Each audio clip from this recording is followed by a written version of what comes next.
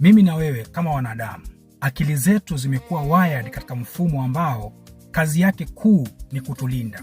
Kutulinda na kitu gani?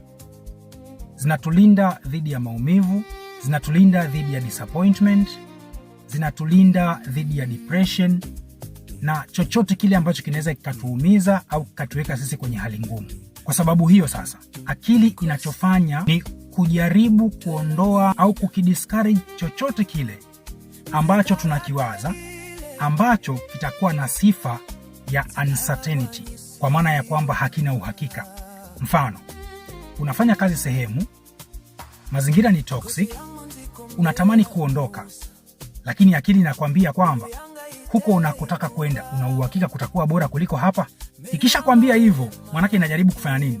Inakudiscourage kufanya maamuzi ya kuondoka pale, kwa sababu huko unakoenda hakuna uhakika, there is no certainty. Akili ina discourage anything with uncertainty.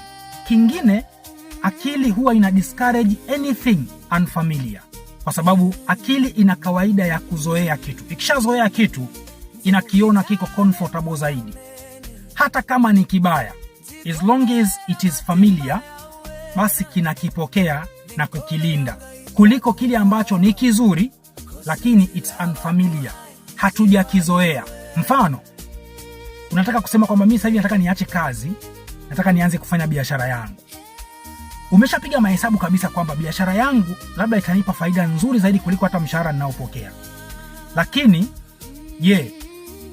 umezoea kuwa kama mfanyabiashara?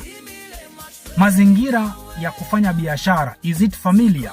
Kama hayako familiar, kama hakuna familiarity kwenye ile task unayotaka kwenda kuifanya, basi akili yako itakidiscourage. Ndio maana kuna mtu unaweza kukuta na ndoto ya kuwa mfanyabiashara, lakini inabaki kuwa ndoto, kwa sababu to take a step kwenda kufanya biashara na kuacha kazi ni ngumu, kwa sababu anaona kwamba mazingira aliyopo, hata kama hayamlipi vizuri, ila ni mazingira ambayo ameyazoea. There is comfort in familiarity, na akili inataka comfort, kwa sababu in comfort there is protection, na akili iko kwa ajili ya kutulinda. Kingine, akili itatuzuia kufanya chochote kile ambacho it's hard, kigumu. Na ndio maana hata ukiwa unafanya kazi fulani tu, task fulani ikiwa ngumu, there is something in your head inakwambia achana na hiyo kazi, it's hard, we don't like hard things. Kwa sababu gani? Akili inataka ufanye vitu virahisi, kwa sababu it's protecting you from hardness, inakulinda from disappointment. Lakini sasa ubaya ni kwamba vitu vizuri